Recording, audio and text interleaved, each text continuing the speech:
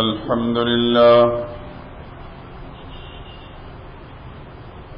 لله وكفى وسلام على عباده الذين اصطفى خصوصا على سيد الرسل وخاتم الأنبياء وعلى آله المجتبى وأصحابه الأتقياء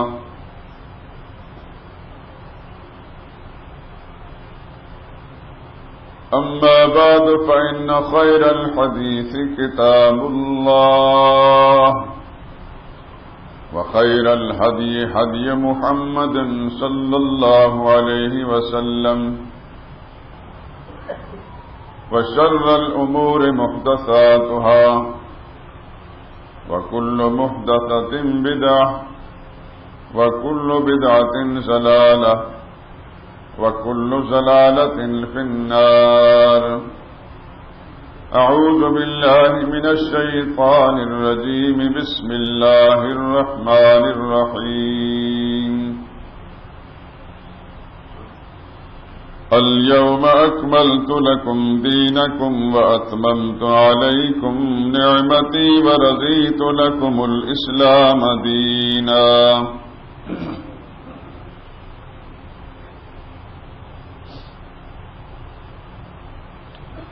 آج ہم نے تمہارے لیے تمہارا دین مکمل کر دیا ہے اور اپنی نعمتیں بھی تم پر پوری کر دیں اور تمہارے لیے اسلام کو بطور دین پسند کیا ہے. سبحان ربک رب العزت عما یصفون وسلام علی المرسلین والحمد للہ رب العالمین.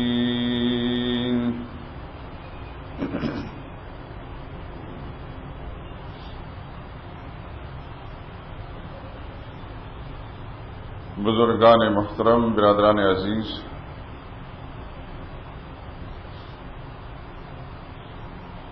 یہ آیت کریمہ جس کا ایک ٹکڑا اس وقت میں نے تلاوت بھی کیا اور ترجمہ بھی پیش کیا ہے،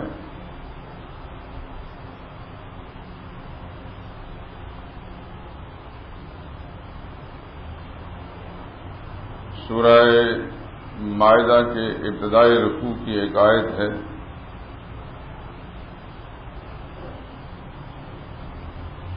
اور یہ ٹکڑا جو اس وقت میں نے تلاوت کیا ہے یہ سرور کائنات صلی اللہ علیہ وسلم کی وفات سے تقریباً 81 دن پہلے عرفات کے میدان میں جب آخری خطبہ حج رسول اللہ صلی اللہ علیہ وسلم ارشاد فرما رہے تھے، وہ خطبہ جو منشور انسانیت کہلاتا ہے، اس موقع پر اللہ کریم نے یہ آیت کریمہ نازل فرمائی، الیوم اکملت لکم دینکم، آج تمہارے لیے تمہارا دین مکمل کر دیا. اس کے بعد احکام میں حلال و حرام کے موضوعات پر کوئی آیت نازل نہیں ہوئی، صرف سورہ بقرہ کی آیت کا ایک ٹکڑا، واتقوا یوما ترجعون فیہ الی اللہ، یہ متفقہ طور پر سب سے آخری حصہ ہے قرآن کریم کا. واتقوا یوما ترجعون فیہ الی اللہ، ڈرو اس دن سے جس دن تم خدا کے سامنے پیش کیے جاؤ گے.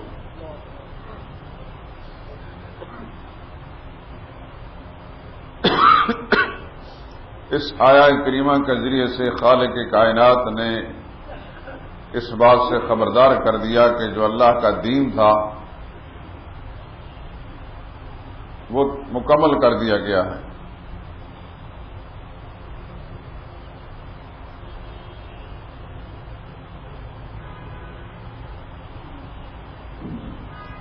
نیکی، عبادت، ثواب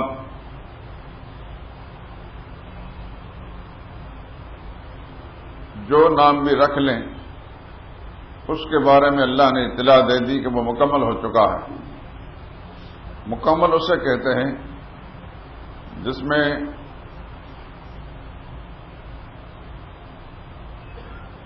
نہ کوئی کمی ہو نہ زیادتی کی کوئی گنجائش ہو.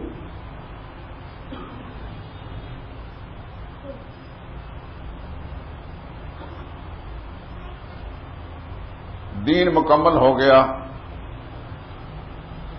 اب کوئی شخص بعد میں آنے والا دین پر عمل کرنا چاہتا ہے تو اسے اسی پر عمل کرنا ہوگا. اگر وہ اللہ اس کے رسول کے ساتھ صحیح تعلق قائم رکھنا چاہتا ہے تو پھر وہ دین جو محمد رسول اللہ صلی اللہ علیہ وسلم پر نازل ہوا اور آپ نے اس کو اپنایا یا آپ کے تلامذہ شاگردوں نے تربیت یافتہ لوگوں نے کر کے دکھایا وہی دین ہے. اسی آیہ کریمہ سے استدلال کرتے ہوئے امام دار الہجرت سیدنا امام مالک بن انس رضی اللہ تعالی عنہ انہوں نے فرمایا تھا من ابتدع فی الاسلام بدعۃ یراها حسنۃ فقد زعم ان محمدا صلی اللہ علیہ وسلم خان الرسالہ وذلك لأن الله تعالى يقول اليوم أكملت لكم دينكم وأتممت عليكم نعمتي ورضيت لكم الإسلام دينا فما لم يكن يومئذ دينا لا يكون اليوم دينا. جو شخص بھی دین کے اندر نئی بات گھڑتا ہے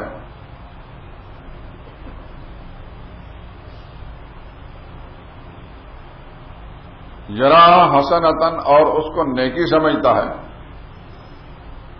اس پر ثواب کا امیدوار ہے اس کو عبادت نیکی دین سمجھتا ہے لیکن گھڑی ہے اس نے خود بات. تو امام مالک فرماتے ہیں فقط زعم ان محمد صلی اللہ علیہ وسلم خان الرسالہ. اس بد نصیب انسان نے گویا یہ دعویٰ کیا ہے کہ نبی کریم صلی اللہ علیہ وسلم نے جو دین ہمیں پہنچانا تھا وہ نہیں پہنچایا. اس دین کے پہنچانے میں رسول اللہ نے خیانت کی ہے معاذ اللہ.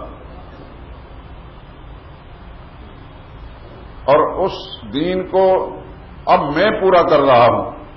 رسول اللہ نے ناقص دین پیش کیا تھا میں اس کو پورا کر رہا ہوں.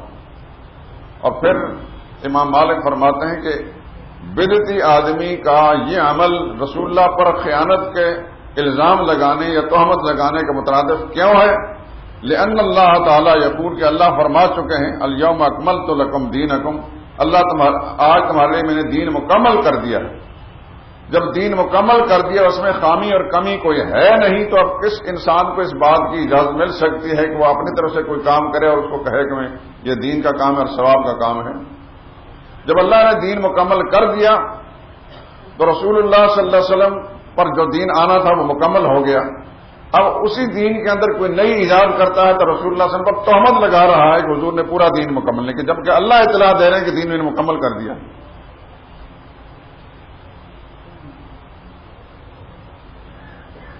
اور دوسری بات یہ ذہن نشین فرما لیجیے غور کے ساتھ جو شخص دین میں کوئی نئی بات گھڑتا ہے ایجاد کرتا ہے اختراع کرتا ہے وہ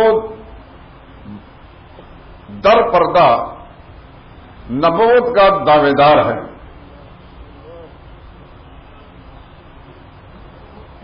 نئی شریعت پیش کرنا یہ نبی کا کام ہوتا ہے. تو جو شخص شریعت کا مکمل ہونے کے بعد نئی کوئی بات پیش کرتا ہے تو گویا نبوت کا دعوے دار ہے. وہ منکر ختم نبوت ہے اپنے نبی ہونے کا دعوی کیونکہ نبی کو یہ حق ہوتا ہے کہ نئی شریعت پیش کرے. اب کوئی شخص نئی بات شریعت کے نام پر پیش کرتا ہے جبکہ دین مکمل ہو چکا ہے تو پھر وہی کر سکتا ہے کہ جو نبی ہو تو محمد رسول اللہ صلی اللہ علیہ وسلم تو خاتم النبیین ہیں. حضور صلی اللہ علیہ وسلم کے بعد نئی شریعت کا کوئی رخ پیش کرنے والا جو ہے رسول اللہ صلی اللہ علیہ وسلم ختم نبوت کا منکر ہے وہ مدعی نبوت ہے. اور حضور صلی اللہ علیہ وسلم کے بعد مدعی نبوت جو ہے اس کا جو انجام ہے یا جو اس کا حکم ہے وہ آپ حضرات سمجھتے ہیں. خلاصہ گفتگو یہ ہے کہ دین اتباع کا نام ہے ابتداء کا نام نہیں. ابتداء کا معنی ہوتا ہے بدعت گھڑ لینا بدعت کا ارتکاب کرنا. دین اتباع کا نام ہے یعنی سارے کے سارے مسلمان جو اپنے آپ کو خدا پرست کہتے ہیں وہ نبی کی اتباع کریں گے تو وہ تو مسلمان بھی ہیں اور دیندار بھی، اور جو ابتداء کریں گے دین میں گھڑ لیں گے ان کا نہ خدا کے ساتھ کوئی رشتہ ہے نہ محمد مصطفیٰ کے ساتھ، کیونکہ ان کو حضور صلی اللہ علیہ وسلم پر، حضور کے لائے ہوئے دین پر اعتماد نہیں تھا، انہوں نے نیا دین گھڑا ہے۔ یہ بات، یہ اصول جو میں آپ حضرات کے سامنے عرض کر رہا ہوں تمام شعبوں پر اس کو لاگو کریں، چاہے وہ اعمال سے متعلق ہوں، عبادات سے متعلق ہوں، معاملات سے متعلق ہوں، اخلاقیات سے متعلق ہوں،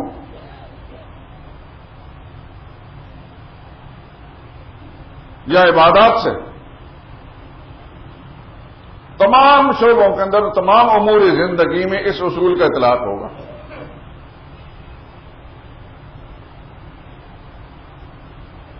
بعض اوقات اصل میں ایک بات دین کی ہوتی ہے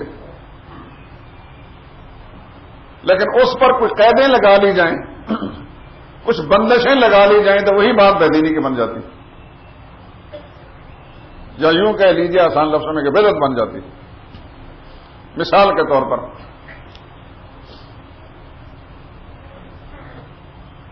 نفل نماز پڑھنا بشرطے کہ کوئی مکروہ اور ممنوع وقت نہ ہو، ہر مسلمان کے لیے دن اور رات میں جائز ہے، اور جب بھی وہ نفلی عبادت کرے گا تو ثواب ملے گا۔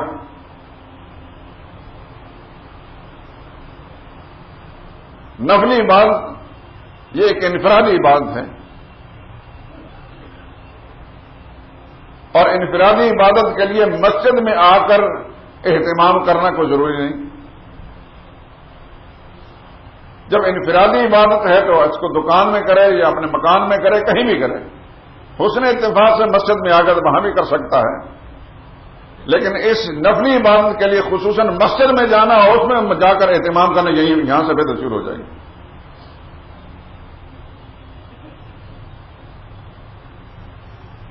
اسی طرح نفلی عبادت انفرادی عبادت ہے، اس کے لیے اجتماعیت نہیں۔ اب اگر کوئی چند افراد مل کر نوافل کی جماعت شروع کر دیں تو اصل میں تو عبادت تھی، نیکی تھی، لیکن جب اس کے لیے اہتمام اور قید لگا دی گئی کہ اس کو اجتماعی شکل کے اندر باجماعت طریقے سے نفل نماز کریں، یہی بدعت ہوگی۔ اور پھر پوری دنیا میں جتنے بھی اہل علم، اہل دین ہیں، بلا امتیاز اس کہ وہ مالکی ہیں یا حنفی ہیں یا حنبلی ہیں یا شافی ہیں، بلا امتیاز سب کے سب اس پر بدعت کا فتویٰ دیں گے، یہ بدعت ہے کہ جو کام اصل میں نیکی اور عبادت تھا لیکن اس پر جب قیدیں لگا لی گئیں، اس میں کچھ تقییدات کر دی گئیں یا اس میں کچھ خصوصیتیں پیدا کر دی، وہیں سے گمراہی پیدا ہو جائے گی۔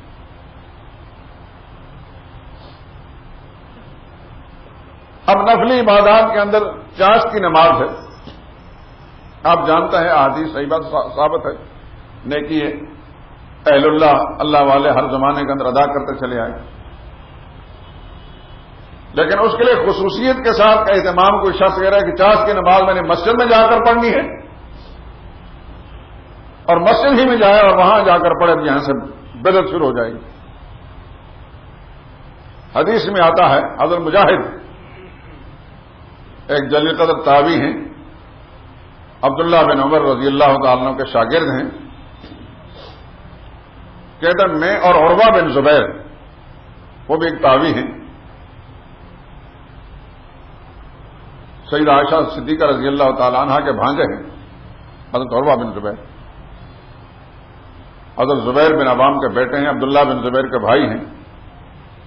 میں اور عروہ بن زبیر دونوں مسجد میں داخل ہوئے، فضا ہم نے دیکھا کہ سیدنا عبداللہ بن عمر جو ہے جالسن الی حجرت عائشہ، عائشہ صدیقہ رضی اللہ تعالیٰ عنہ حجرہ کے پاس بیٹھے ہیں، والناس یصلون الضحیٰ فی المسجد، اور لوگ کچھ چاشت کی نماز مسجد میں پڑھ رہے ہیں۔ تو ہم نے سوال کیا عبداللہ بن عمر، جانتے ہیں عبداللہ بن عمر کو؟ فوراً جواب دینا چاہیے۔ فاروق اعظم کے فرزند، جلیل قدر صحابی، عشاق رسول اللہ صلی اللہ علیہ وسلم کے عاشق صحابہ میں اتنی دفعہ میں ان کا تذکرہ کر چکا ہوں عبداللہ بن عمر کے، اتنی دفعہ کہ یہ چیزیں حفظ ہو جانی چاہیے. صحابہ تو درجہ بدرجہ سارے کے سارے عاشق رسول تھے. ایسے عاشق تھے کہ آسمان کی آنکھ نے اس دھرتی پر ایسے انسان نہیں دیکھے. لیکن کچھ لوگوں میں کچھ اس صفت کی زیادتی تھی کہ حضور صلی اللہ علیہ وسلم کی ادائیں جو ہیں وہ انہیں معلوم تھی، ان کو بھی اپناتے تھے. تو عبداللہ بن عمر رضی اللہ تعالیٰ عائشہ صدیقہ رضی اللہ عنہ حجرہ کے پاس بیٹھے تھے. حضرت مجاہد فرماتے ہیں کہ ہم نے دیکھا کہ لوگ کچھ نماز پڑھ رہے ہیں مسجد کے اندر. ہم نے پوچھا یہ کیا ہو رہا ہے؟ تو عبداللہ بن عمر فرمایا حاضر بدعت، یہ بدعت ہو رہی ہے.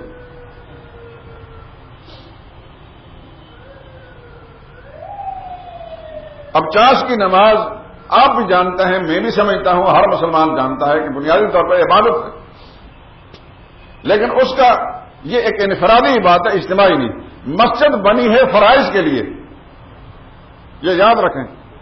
مسجد فرائض کے لیے بنی، سنتوں کے لیے نہیں بنی. اتفاق سے کچھ سنتیں پڑھ لے جائز ہے، نفل پڑھے تو جائز ہے، لیکن سنتیں خاص طور پر مسجد میں پڑھنے کے لیے آئے اور اس کا اہتمام مسجد ہی میں کرے تو یہ بدعت ہوگا. نوافل مسجد ہی میں اس کا اہتمام کرے یہ بدعت ہوگی. مسجد صرف فرائض کے لیے، باجماعت نماز کے لیے. یہی وجہ کہ نبی کریم صلی اللہ علیہ وسلم گھر سے سنتیں ادا کر کے تشریف لاتے تھے اور گھر میں جا کر پڑھتے تھے. صحابہ کرام کا طریقہ کار بھی یہ تھا. احیانا کبھی کبھار اگر کسی ضرورت کہتا ہے تو رک گئے تو پھر بقیہ نماز سنت نوافل اور مسجد میں پڑھی گئی. یہ مسئلہ میں اس لیے سمجھا رہا ہوں کہ ہر آدمی کے ذہن کے اندر یہ ہو کہ مسجد خاص طور پر فرائض باجماعت فرائض کے لیے بنی گئی، یہ نفلوں کے لیے نہیں اور سنت نماز کے لیے نہیں. سنت بھی گھر میں ادا کریں، کر کے آئیں اور بعد میں جا کر کریں. نوافل کے بطریقے والا ایک انفرادی بات ہے، اس کو جتنا بھی مخفی کر کے پڑھیں گے اتنا زیادہ بہتر ہوگا. تو عبداللہ بن عمر جو شاگرد رسول ہیں صلی اللہ تعالی علیہ وسلم رضی اللہ تعالیٰ عنہ، انہوں نے مسجد کے اس زمانے کے لوگ، آج کا زمانہ بھی نہیں، خیر القرون کے زمانے میں مسجد کے اندر چاش کی نماز کا اہتمام کرنے والے لوگوں کو کہا یہ بدعت کریں، یہ بدعت ہو رہی ہے.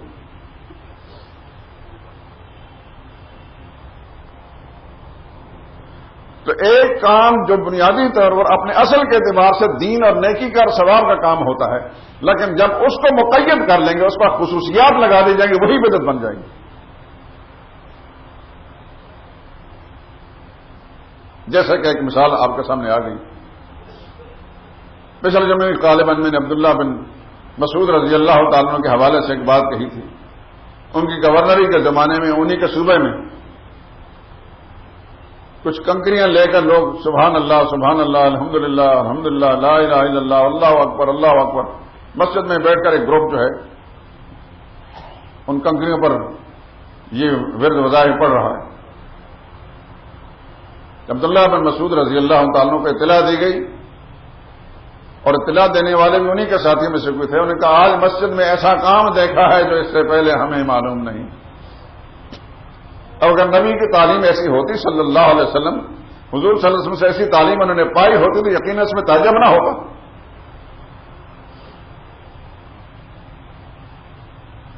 عبداللہ بن عمر کو بن مسعود کو ساری تفصیل جب بتائی گئی، انہوں نے فرمایا مجھے ساتھ لے جاؤ. عبداللہ بن مسعود رضی اللہ تعالیٰ عنہ جب گئے تو اس وقت سر پر ایک کپڑا سا اس طرح اور لیا کہ پہچانے نہ جائیں. متقنعن کے الفاظ آتے ہیں حدیث میں. وہاں جا کر بیٹھ کے اس محفل کے اندر لوگوں کو پتا کہ چلو کوئی ایک عام سا آدمی آیا. وہ پاکستانی گورنر کی طرح ٹر فر نہیں کرتے تھے کہ گورنر صاحب کی سواری جا رہی ہے جی، گھنٹوں پہلے جو ساری سڑکیں جو ہیں ان کی ٹریفک روک دی جائے، گزرنے والوں کو روک دیا جائے. آنے سے پہلے بھی لعنت بھیجے اور جانے سے بعد لعنتیں بھیجتے رہے. وہ رسول اللہ کے شاگرد تھے، ان کے اندر ایسی کوئی امتیازات اور خصوصیات انہوں نے اپنے لیے نہیں رکھے تھے کہ گورنر کی سواری آ رہی ہے. کوئی ہٹو بچو نہیں تھا. عبداللہ بن مسعود عام انسان کی طرح اپنے اس ساتھی کو لے کے چلے گئے اور اس طرح گئے ایک عام انسانوں کی حیثیت سے کہ ان لوگوں نے پہچانا بھی نہیں کہ عبداللہ بن مسعود آ کر بیٹھے ہوئے. تھوڑی دیر کے بعد جب انہوں نے کپڑا سر سے ہٹایا تو انہوں نے دیکھا تو سب نے پہچان لیا. اٹھ کر کھڑے ہو گئے, فرمایا ما تصنعون, یہ کیا کر رہے ہو؟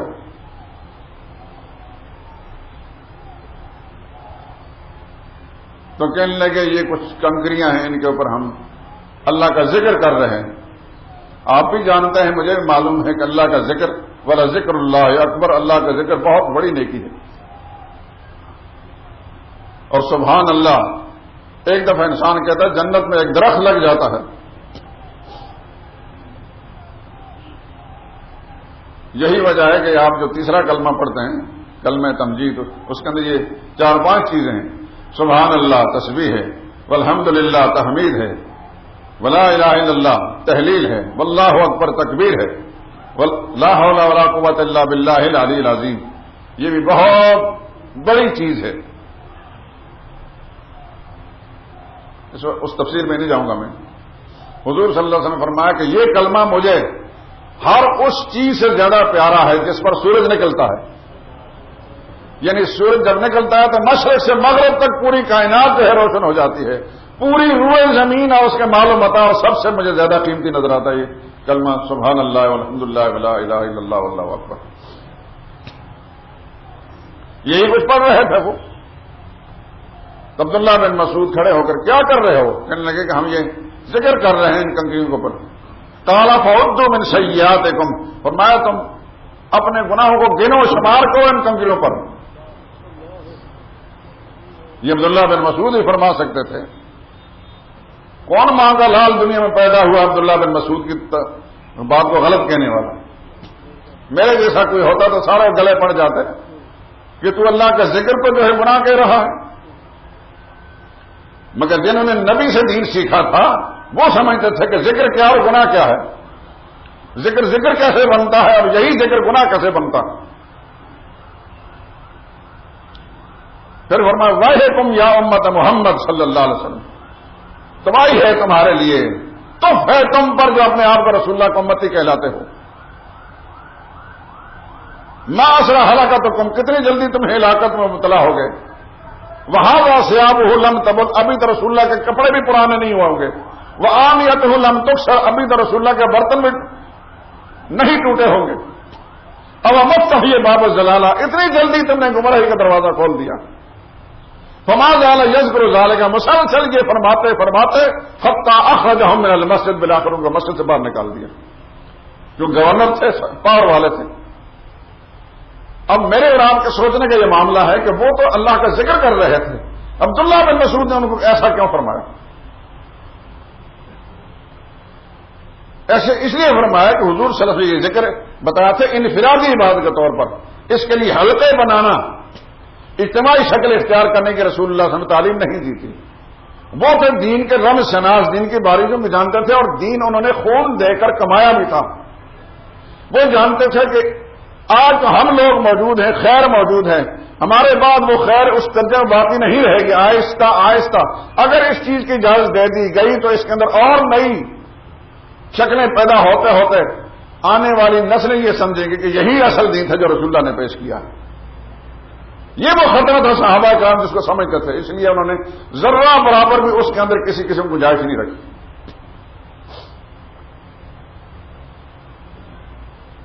حدیبیہ کے مقام پر جو درخت جس کا ذکر قرآن کریم میں آج بھی موجود ہے اور قیامت تک رہے گا, لقد رضی اللہ عن المؤمنین اذ یبایعونک تحت الشجرہ, پکی بات ہے, اللہ قسم کھا کر فرماتے ہیں میں ایمان والوں سے راضی ہو گیا جو آپ کے ہاتھ پر درخت کے نیچے بیٹھ کر رہے تھے.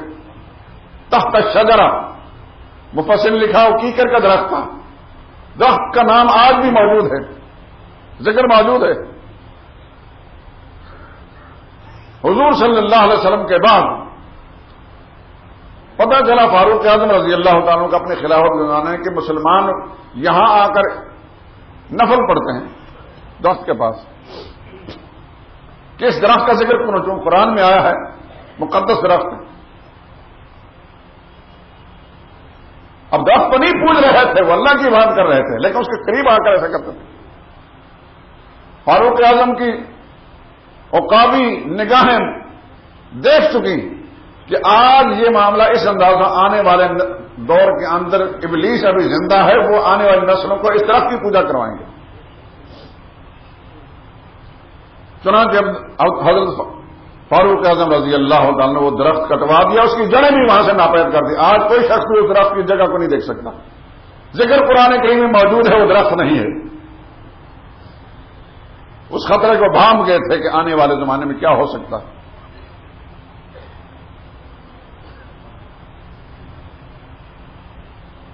نبی نے جن لوگوں کو دین سکھایا تھا، رسول اللہ نے جن کی تربیت کی تھی، دین کے رمز شناس تھے، وہ رمز سمجھتے تھے کہاں سے خطرے پیدا ہو سکتے ہیں، ہر اس سوراخ کو انہوں نے بند کیا جہاں سے یہ فتنے پیدا ہو سکتے۔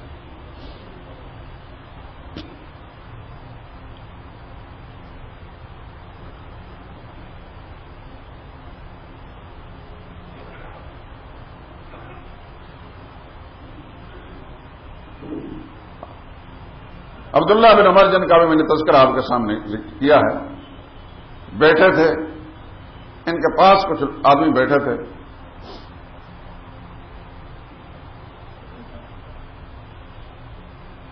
ایک آدمی کو چھینک آئی، جس کو آپ کی پنجابی زبان میں لچ کہتے ہیں۔ چھینک ماری اس نے، تو چھینک مارنے کے بعد یوں کہنے لگا، الحمدللہ والسلام علی رسول اللہ۔